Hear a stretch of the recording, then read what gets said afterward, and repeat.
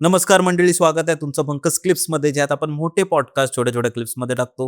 ही story तुम्ही नक्की enjoy कराल, पण त्याआधी सबस्क्राईब करायला विसरू नका. एक चेंबूरची एका हॉस्पिटलची गोष्ट सांगतो तुम्हाला. ही गोष्ट माझ्या मित्राने मला सांगितलेली. त्याच्या मित्राच्या बहिणीबरोबर घडलेली ही गोष्ट आहे. ही खूप वर्षापूर्वीची गोष्ट आहे, जेव्हा तिने स्टार्ट केलेलं नर्सिंग जे प्रोफेशन आहे ते स्टार्ट केलेलं. आणि तुम्हाला माहिती आहे की जेव्हा नर्सिंग प्रोफेशन स्टार्ट करतो तेव्हा स्टार्टिंगला त्यांना नाईट शिफ्टच देतात, मॉर्निंगचे शिफ्ट देत नाही. तर हिला पण नाईट शिफ्ट दिलेलं. आणि ती पोचली, आपल्या हॉस्पिटलला पोचली. तिने आपलं ड्रेस चेंज केलं आणि ती ICUमध्ये तिला जॉब होतं, तर ती ICUमध्ये गेली. 3rd फ्लोअरला ICU असते. ICUला तिने जसंही लिफ्टचं दरवाजा उघडला तर समोर एका स्ट्रेचरवरती एक म्हातारी बसलेली होती. आणि तिने फक्त विचारलं की आजी, इकडे का बसलात, चला आतमध्ये.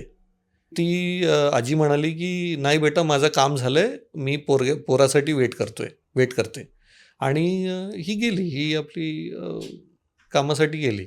आतमध्ये गेल्यानंतर, ICUमध्ये गेल्यानंतर जी सिनियर होती, त्या सिनियरनी तिला बोलवलं आणि ती म्हणाली की आपल्याला एक डेथ झालं आहे, त्या डेथचं टायमिंग सगळं नोट करायचं आहे, तर जरा चल म्हणून.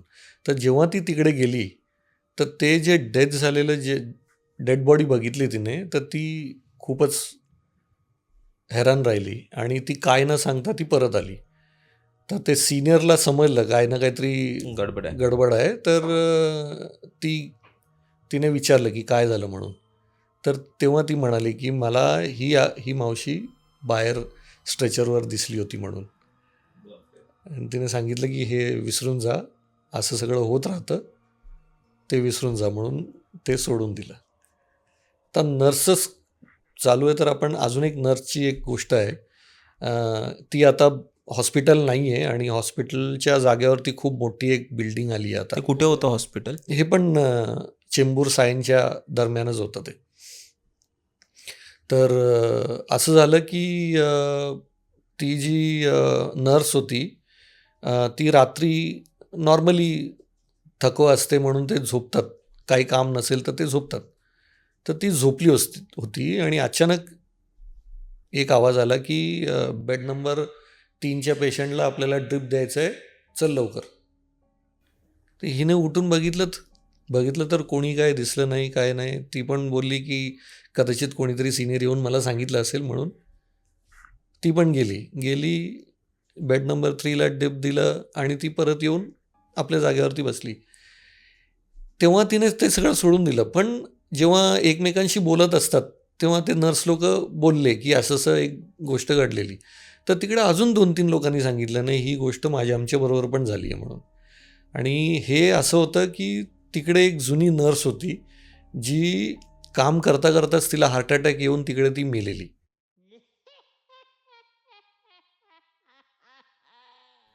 आणि ती काय करायची की असं कोणी काय असेल, काम असेल किंवा काम विसरलं असेल तर ती जाऊन त्या नर्सला सांगायची. शी वॉज, म्हणजे ते म्हणतात ना, ती त्यामध्येच अडकली होती ती, की तिला ते काम करायचं आहे आणि कोणी दुसरं काम करत नसेल तर ती सांगायची. तर कोणी लक्ष नाही द्यायचं हॉस्पिटलमध्ये, कोणाचं लक्ष नसायचं तर ती त्यांना सांगायची. आणि माझं हे डॉक्टरांबरोबर खूप म्हणजे बोलणं होतं ना, तर तुमचं काम असते. हो. तर एक डॉक्टर होता, तो जेव्हा PGच्या दरम्यान, म्हणजे जेव्हा तो शिकत होता तेव्हाची गोष्ट, तेव्हा त्याला ICUमध्ये एक पेशंट आलेला, ॲक्सिडेंटचा पेशंट होता. हे डॉक्टरने तुम्हाला स्वतः डॉक्टरनी स्वतः सांगितलेलं. हे त्यांच्याबरोबर कुठे घडलं होतं? ते पण एरिया तेच होता, चेंबूर सायन त्या एरियामध्ये.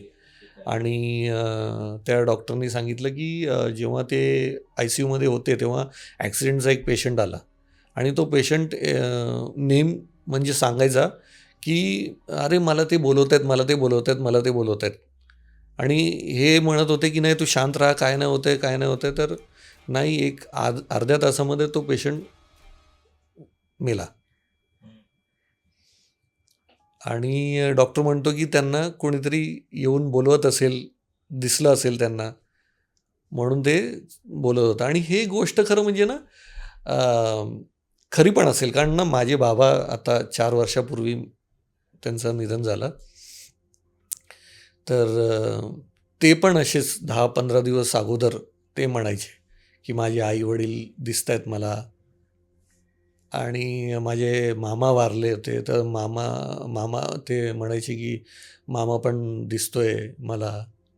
असं हे 10-15 दिवस अगोदर ते बोलायचे. आम्ही नेहमी त्यांना सांगायचो, की "काय बाबा असं काय म्हणतायत?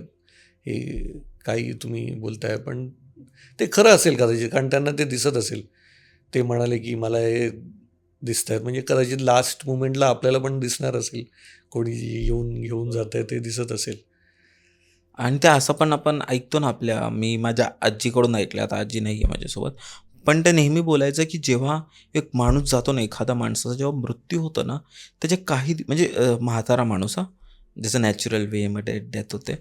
त्या माणसाला ना काही दिवसापूर्वीच दिसायला लागतं. म्हणजे ॲटलीस्ट सकाळपासून दिसायला लागतं, की तो जाणार आहे.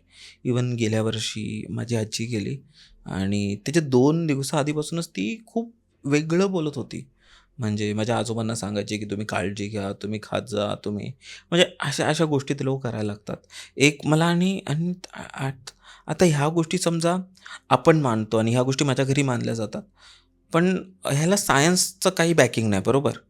पण तुम्हाला माहिती असेल तर एक गोष्ट आहे, खूप पॉप्युलर आहे, ऑलमोस्ट सगळ्या आपल्या ऑडियन्सला माहिती असेल. ते म्हणजे इव्हन इंडियन आर्मी जी आहे ना आपली, भारताचं जे सैन्य दल, तेही ह्या गोष्टींना मानतं. म्हणजे आपल्या इंडियन आर्मीमध्ये एक ऑफिसर असे आहेत, जे ह्या जगात अस्तित्व ॲज अ फिजिकल फॉर्म नाही आहेत. म्हणजे ते मेलेत, पण तरीही ते ड्युटीवर आहेत. मग तुम्ही ऐकलं असेल, हरभजन सिंग करून एक आपले ऑफिसर होते.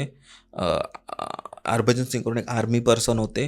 त्यांची ऑन ड्युटीज मला वाटतं लढताना वगैरे ते शहीद झाले होते. आणि असं म्हणतात, की त्यानंतर जोही कोण त्यांना अ, झोपताना दिसतो किंवा जोही कोण ड्युटी थोडा आलस करताना दिसतो ना, ते येऊन त्याला तिथे उठवतात किंवा त्याला धडा शिकवतात. तर अशा गोष्टी आणि इव्हन आत्तापर्यंत दरवेळी त्यांचा सामान म्हणजे त्यांना सुट्टी दिली जाते. म्हणजे असं म्हणतात, की ते ड्युटीवर आहेत.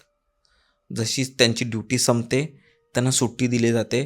त्यांचं सामान त्यांच्या घरी पाठवलं जातं आणि 2 महिन्यांनी त्यांचं सामान परत तिथे पाठवतात आणि परत पोस्टिंगवर त्यांच्या ड्युटीवर पाठवलं जातं. त्यांचं इव्हन मंदिरही आहे आणि ह्या गोष्टी अजूनही आपले जी इंडियन आर्मी आहे ती फॉलो करते. तर ते काइंड ऑफ देवासारखेच झाले आपल्या. राईट. अजून एक आता तुम्ही हे बोललात म्हणून मला आठवलं, की माझे एक सर आहेत. त्यांचे बाबा पण वारले आणि त्यांना ते दिसतात. घरी दिसतात. हां. ते म्हणतात, की ते आत्ताही घरी मला कधी ना कधीतरी असे दिसतात. नेहमी नाही पण असं त्यांना भास होतो, की ते आहेत घरी. म्हणजे ते असतं ना, की आपण एवढं बनवलंय, घर सगळं बनवलं, तर कदाचित त्या घराला सोडून जात नाही. एक राखणदारच म्हणू शकतो आपण. हं.